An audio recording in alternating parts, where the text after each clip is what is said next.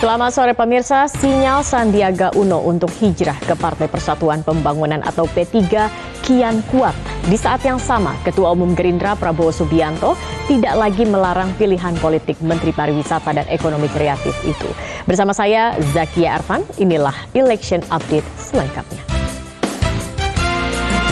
Pemirsa, elit Partai Gerindra geram dengan ulah anggotanya yang meminta sarung ke Pertamina selaku mitra DPR.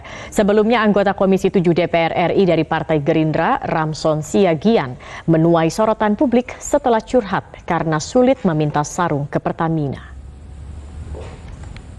Sementara itu, Mahkamah Kehormatan Dewan DPR telah meminta keterangan anggota Komisi 7 Ramson Siagian terkait pernyataannya yang mengeluhkan kepada Pertamina soal sedekah sarung untuk daerah pemilihannya.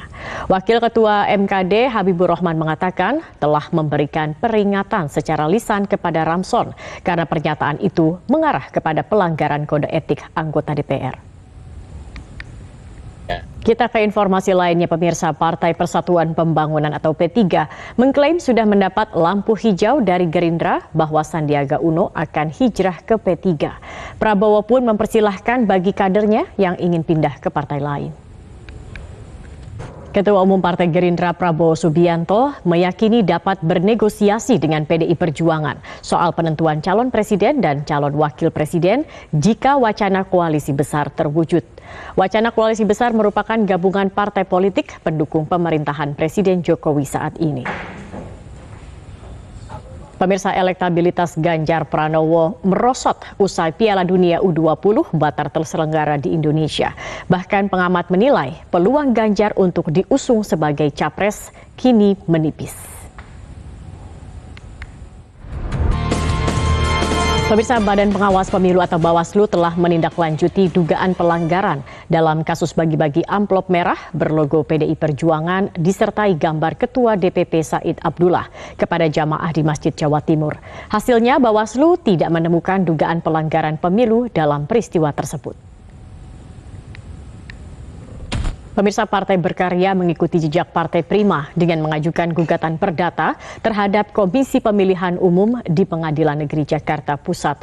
Salah satu gugatannya, Partai Berkarya meminta KPU menunda tahapan pemilu 2024. Gugatan perdata Mahkamah Konstitusi mengaku dilema untuk memutuskan perkara sistem pemilu yang Pemirsa, MK mengaku dilema untuk memutuskan perkara sistem pemilu yang saat ini sedang mereka tangani. Hakim Konstitusi Arief Hidayat mengungkapkan ada dua dilema yang harus diselesaikan para hakim. Menurut Arief, dilema pertama adalah dalam persoalan. Dan pemirsa, informasi tadi sekaligus menutup perjumpaan kita dalam Election Update pada sore hari ini. Saya Zakia Arfan mengucapkan terima kasih atas perhatian Anda. Selamat sore, sampai jumpa.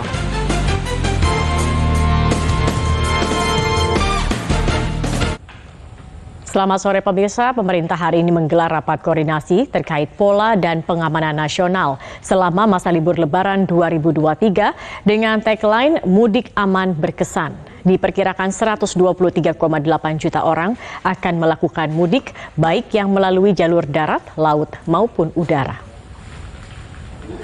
Menjelang arus mudik Lebaran, proyek perbaikan jalan nasional yang berada di perbatasan antara Kabupaten Jember dengan Kabupaten Banyuwangi belum juga selesai.